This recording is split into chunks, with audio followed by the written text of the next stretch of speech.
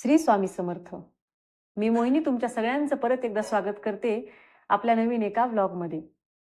मी आज तुमच्याशी अतिशय महत्त्वपूर्ण अशी माहिती शेअर करणार आहे.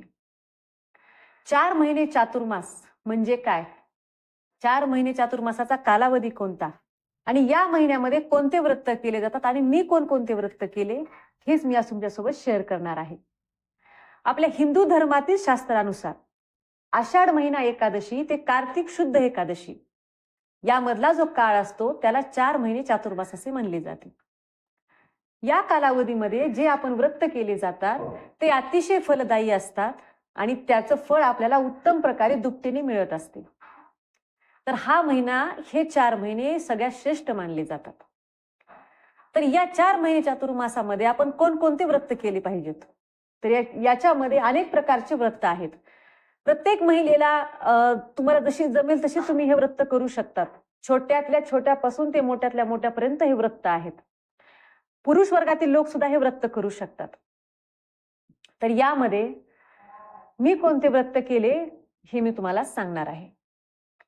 तर पूर्वी माझी आई, माझी मावशी, माझी आत्या यांच्यापासून मी पाहत आले की हे व्रत केले जातात. तर मी गेल्या 7 वर्षापासून 4 महिने चातुर्मासाचे हे व्रत करत आहे. तर यामध्ये पहिल्यांदा आपल्याला मी केलेलं व्रत आहे की हळदी कुंकाची स्वस्तिक आपल्याला देवासमोर काढायची आहे. म्हणजे जेव्हा आपण पूजा करतात देवाची त्यावेळेला एक हळदीचा स्वस्तिक आपल्याला काढायचा आहे आणि एक कुंकाचा स्वस्तिक आपल्याला काढायचा आहे. आणि त्याच्यावरती अक्षदा, फूल जे काही आपल्याला पूजेची जी आपली साहित्य असतं ते त्याच्यावरती अर्पण करायचं आहे.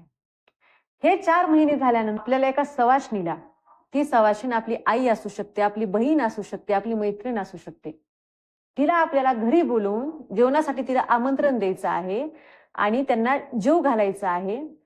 जेवण झाल्यानंतर आपल्याला जसं जमेल तसं आपल्या परिस्थितीनुसार आपल्याला लाल पिवळ्या कलरचं ब्लाउज पीस किंवा लाल पिवळ्या कलरची साडी आपल्याला त्या सवाष्णीला द्यायची आहे.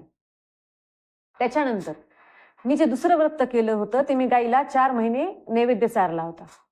आपल्याला एक गाय बघून आपल्याला 4 महिने आपण जे काही केले, पोळी, भाजी, भाकरी, भात, वरण जे काही असेल आपल्या रोजच्या जेवणामधलं ते आपल्याला गाईला तिथे नैवेद्य दाखवायचं आहे. गाईच्या पायावरती पाणी टाकून हळदी कुंकू लावून गाईची आपल्याला पूजा करायची आहे.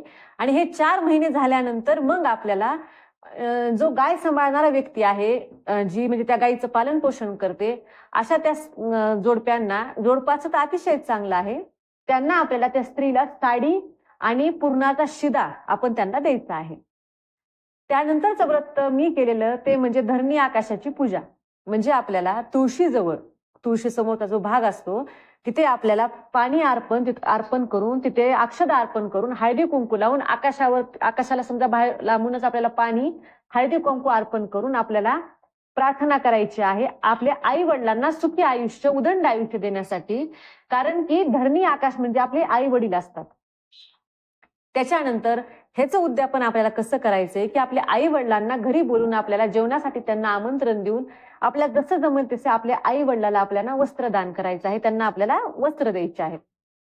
त्याच्यानंतर आपल्याला देवघरामध्ये 2 करंडे ठेवायचे आहेत आणि रोज 4 महिने आपल्याला चिमूटभर एका करंड्यामध्ये कुंकू, एका करंड्यामध्ये हळद ठेवायची आहे. 4 महिन्यानंतरचे जेवढं भरतील करंडे, त्याच्यानंतर एका सवाष्णीला ते 2 करंडे आपल्याला देऊन तिला लाल आणि पिवळ्या कलरचं ब्लाउज पीस आपल्याला द्यायचं आहे. याच्यानंतर 4 महिन्यामध्ये ज्या एकादशी येतात, ज्या द्वादशी येतात, त्या प्रत्येक द्वादशीला, महिन्यातील प्रत्येक द्वादशीला आपल्याला एका सवाष्णीला किंवा वेगवेगळ्या सवाष्णीला आपल्याला बांगड्या भरायच्या आहेत. आणि 4 महिने बांगड्या भरणं झाल्यानंतर याचं उद्यापन असं काही नाही, आपण बांगड्या सवाष्णीचं अतिशय महत्वाचं लेणं आहे, तर ते आपल्याला सवाष्णीला प्रत्येक द्वादशीला बांगड्या भरायच्या आहेत.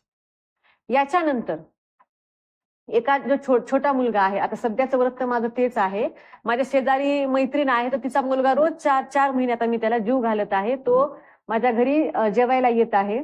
जेवण झाल्यानंतर त्याला आपल्याला जमेल तसं वस्त्र आणि त्याला एक छोटीशी जेवणामध्ये जे आपण प्लेट वापरतो त्याला प्लेट दान करायची आहे. आता माझी आई सध्या विठ्ठलाला मंजुळा वाहत आहे. तर याचं उद्यापन आपल्याला कसं करायचंय की विठ्ठल रुक्मिणीचं जिथं मंदिर असतं त्या मंदिरामध्ये आपल्याला विठ्ठलाला वस्त्र आणि तुम्हाला छोटी जमेल मोठी जसेल तशी चांदीची मंजूळ आपल्याला सोनाराकडनं करून देतात प्रत्येक सोनार, ती आपल्याला विठ्ठलाला अर्पण करायची आहे. याच्यानंतर माझ्या आईचं गेल्या वर्षीचं जे व्रत होतं ते होतं, जी चौकट असते आपली घराची, जी मेन चौकट असते, लाकडी चौकट. तिथं असं म्हणतात की नरसिंहाचा तिथे वास असतो, नरसिंहाचं तिथं अस्तित्व असतं असं म्हणतात. तर तिथे आपल्याला जी कापसाची जी वस्त्रमाळ आहे, ते तिला रोज तिथं चौकटीची पूजा करून ती वस्त्रमाळ आपल्या तिथे चिटकवायची आहे. आणि 4 महिने झाल्यानंतर आपल्याला आपल्या पाहुण्यातील असेल किंवा आपल्या शेजारील कुठल्याही छोट्याशा मुलाला 6-7 वर्षाचा मुलगा चालेल आपल्याला, त्या मुलाला आपल्याला कपडे करायचे आहेत, म्हणजेच वस्त्रदान करायचं आहे. त्याच्यानंतर तुम्ही कुमारिकाची वेणी घालू शकता 4 महिने, तिला पण वस्त्रदान करायचे आहेत आपल्याला. नंतर धान्यानी म्हणजे आपण दर द्वादशीला एका सवासणीची किंवा वेगवेगळ्या सवासणीची आपण ओटी भरू शकतात. हे पण एक छान व्रत आहे त्यामधलं. अशा अनेक अनेक व्रत आहेत 4 महिने जे चातुर्मासामध्ये आपण केले पाहिजेत. पण जेवढे मला माहिती आहेत, जेवढे मी स्वतः केलेले आहेत, तेच माहिती मी तुमच्यासोबत आज शेअर करत आहे. नंतर समजा शक्य असेल ग्रामीण भागामध्ये सहसा बेलाचं झाड असतं किंवा कोणाच्या घरी जर बेलाचं झाड असेल तर बेलाच्या झाडाची पूजा पण आपण 4 महिने करू शकतो. अशा अनेक प्रकारचे व्रत आपण या 4 महिने चातुर्मासाच्या कालावधीमध्ये आपण करू शकतो. तर ही माहिती तुम्हाला कशी वाटली? ही माहिती तुम्हाला आधी माहिती होते का? आणि जर माहिती नसेल तर तुम्हाला पुढल्या वर्षीपासून या 4 महिने चातुर्मासाला नक्कीच सुरुवात करा. ही माहिती तुम्हाला कशी वाटली ती कमेंटमध्ये मला नक्की सांगा. आणि जर व्हिडिओ आवडला असेल तर व्हिडिओला लाईक करा, शेअर करा, सबस्क्राईब करा. श्री स्वामी समर्थ. धन्यवाद.